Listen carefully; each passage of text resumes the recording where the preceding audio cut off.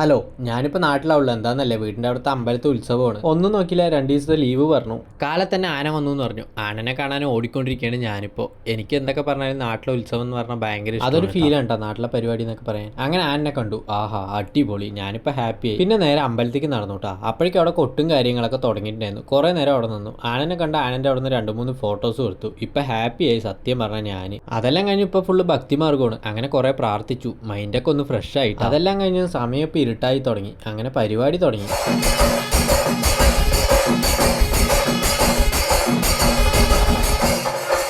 അപ്പോഴേക്കും നമ്മുടെ ഏട്ടന്മാരെ കണ്ടു. ഏട്ടന്മാർ പറഞ്ഞു ഉണ്ണി ഒരു വീഡിയോ എടുക്കുക പറഞ്ഞു. പിന്നെ അവരിനെ എല്ലാവരും എടുത്തു. ഇപ്പം അവരും ഹാപ്പി, ഞാനും ഹാപ്പി. അങ്ങനെ എനിക്ക് അയ്യപ്പൻ്റെ അനുഗ്രഹവും കിട്ടി. ഇപ്പം ഞാൻ ഹാപ്പി.